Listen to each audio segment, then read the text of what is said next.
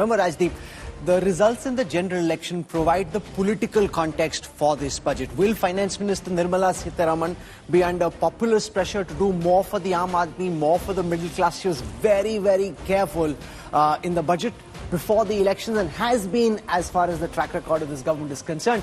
Will there be more populist pressures on the budget this morning? So we'll take a very quick look at that. That's interesting the way you're putting it, because in February, when the interim budget was there, this was a budget in the shadow of the general elections. And we came out of the budget thinking that this was a finance minister who didn't want to tinker at all, unlike in 2019, because then the BJP thought that they were in trouble.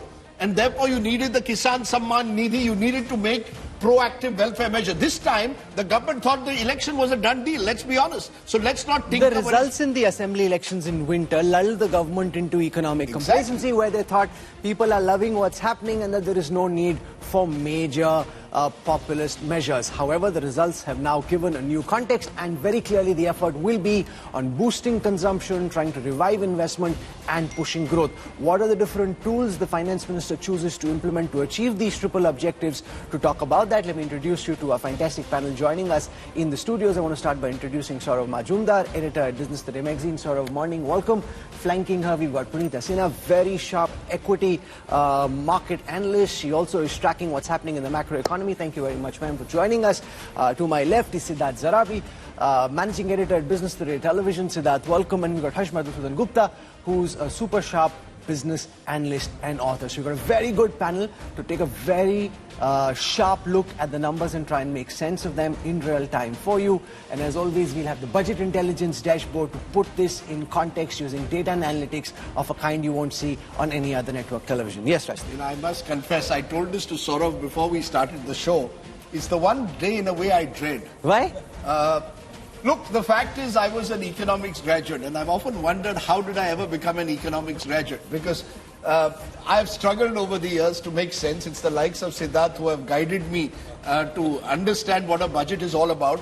And often, but economics is a lot more fun. Yeah, you know, many would argue economics is more fun and there's more logic, and you tend to get your data slightly less wrong than you would in an election. You can't, the swings can't be as wide. But anyway, they'll get caught in a totally the economists won't go as wrong as the psephologists did. But the thing is that, interestingly, and this is something you can throw to the panel, is budget expectations, when they're low, often deliver much better budgets. Then when budget expectations are high, then everybody gets caught in this dream budget, game changer budget. I'm glad that I haven't seen too many of those headlines. But that's not Nirmala Sitharaman's style.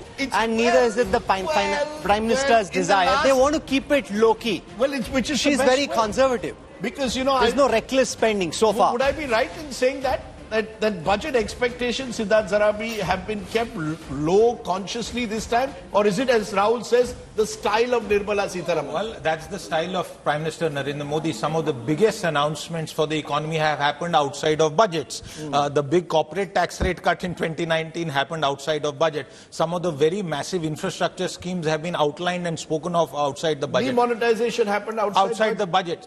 The key thing really is, if you ask me what is my expectation, I'm looking forward to how this budget tells us about how the Narendra Modi government, the third term, is approaching what will be a very long cycle of growth ahead for India. People are saying 25 years of growth, and therefore at this stage, Viksit Bharat agenda, Amrit Kal, requires a long-term vision of how we will get to that target. Now, also defining what does Amrit Kal actually mean in terms of how you will measure whether you are developed or not? There are different ways. Things for different people. So the government needs to at some point in time outline that and whether that is actually laid out in terms of how we will measure whether we're actually now an advanced economy. Just very small point. It means, Amrit Kal means different things to different people.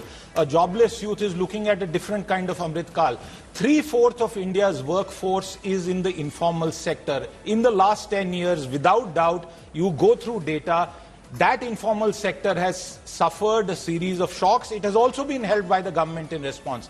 I think the biggest vision statement that should ideally come from is, what does this government, which has pushed for formalization, for reducing cash in the economy, what is its vision for this informal sector which contributes a bulk jobs for India's youth. Okay, I want to get in a word from our reporters. Karishma Asudani joins us from right outside the Finance Ministry, which is where Nirmala Sitharaman is at this moment. Karishma, from your sources in the Finance Ministry, what are you picking up about the different pulls and pressures that have been at play in the build-up to the budget and the expectations those within government have from the Finance Minister when she steps up to present her record 7th successive budget?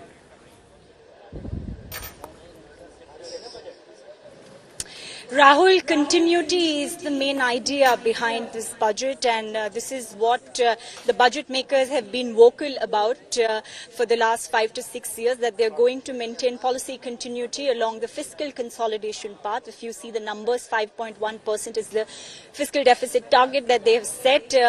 Sources hint us that this could further go below to about 4.9 to 5%, which will be big because this is something the credit rating agencies have been not been able to accept, about India setting big numbers and close fiscal deficit numbers. Now, the ECHO survey also talked about a decent conservative growth target of 6.5 to 7%, which means that government is ready to see a big bang number after the year ends. So today's budget could be probably a vision to this, that they're going to stay low, but they're going to make big announcement. But what's going to matter the most is the Andhra and Bihar flavor that could actually add to this whole recipe of revised budget. You know, one, of course, is the obsession and the focus on the fiscal deficit numbers, which the government's been very careful about, and that's helped in bond inflows from abroad. But there's also political pressure now, because the RBI is given to the government higher dividend than was originally expected. So the government has some extra elbow room in terms of being able to make more capital expenditure. The question is, where do you spend that money? Do you spend it on social sector schemes? Do you spend it on infrastructure? Or do you try and introduce some labor-related incentives? You know, it's been called the employment-linked incentives. Bring some ELIs on the lines of production-linked incentives so that if you create employment, you get incentives. Well, Rahul, I think it's very important that she has to do this deft balancing act. On one hand, she has been actually given that 2.11 lakh crore bonanza by the Reserve Bank of India. I think what I expect is that there will be a balance between infrastructure spends and spends on welfare, because she has that little elbow room right now. So revenue expenditure, in my view, will be a little bit, she will have that little bit of flexibility to look at some of these areas where welfare spending, and therefore remember we talked about a consumption conundrum.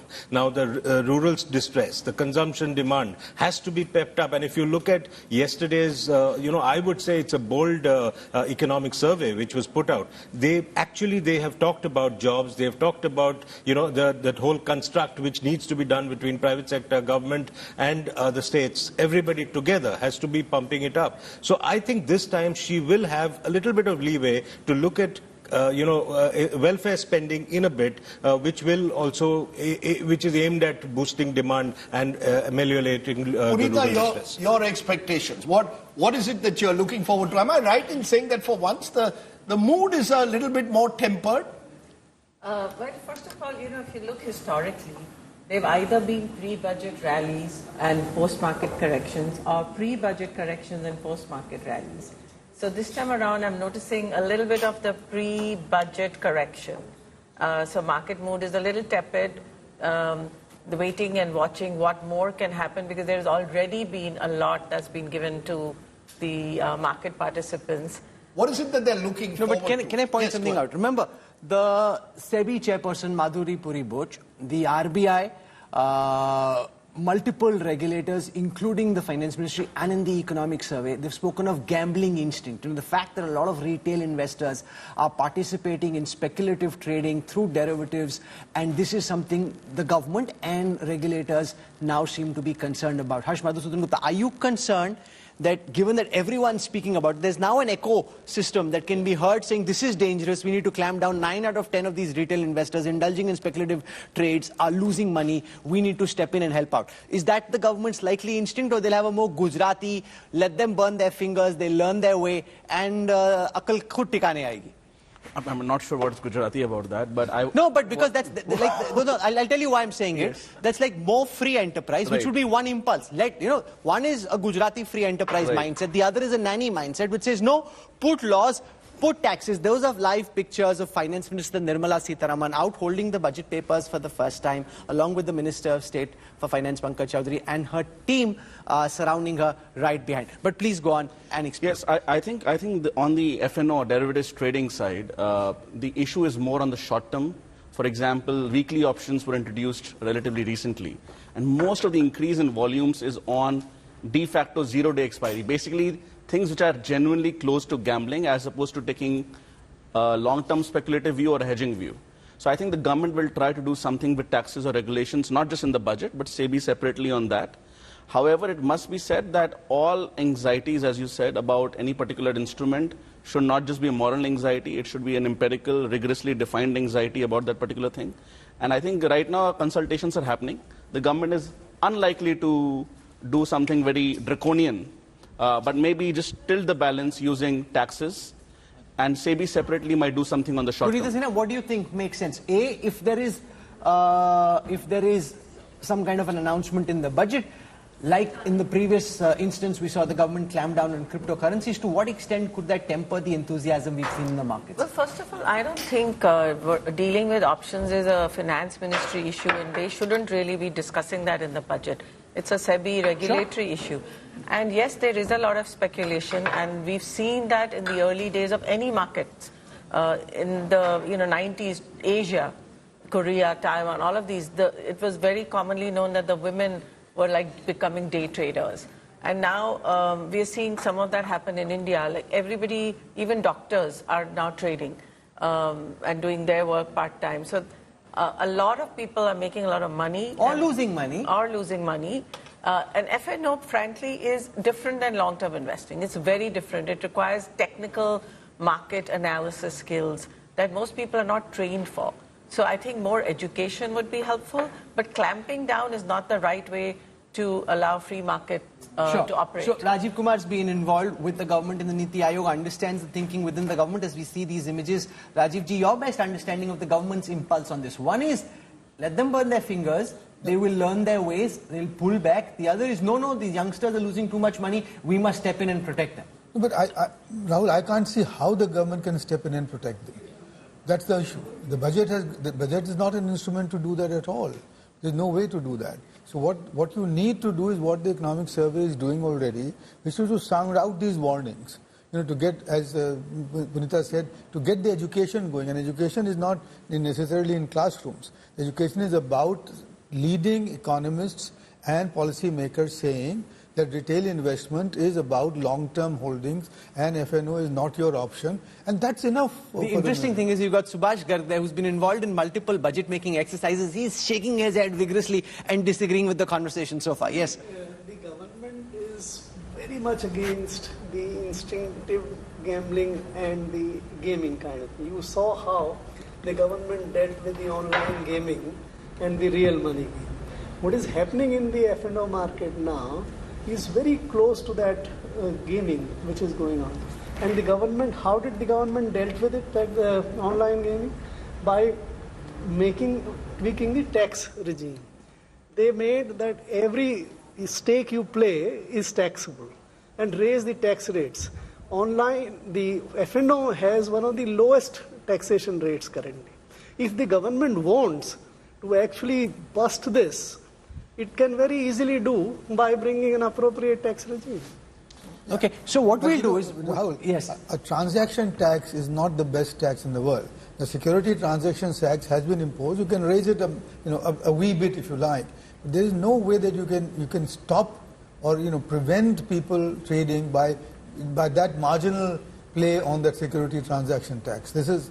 What you need is a much But the government has used tax as a hammer in the case of cryptocurrencies, and therefore that potential fear from the perspective of youngsters who are indulging in FNO activities would exist. But the fact also is that 9 out of 10 of these day traders are losing money. So that's also a fact. Okay, so what I want to do is I want to kick the budget intelligence dashboard into action. What we'll do, like we did during the elections, is that we'll load this in with live numbers, update it as the budget papers are presented, so you'll have a sense of what's really changed in terms of allocations. I'll start with a look at how the markets are doing.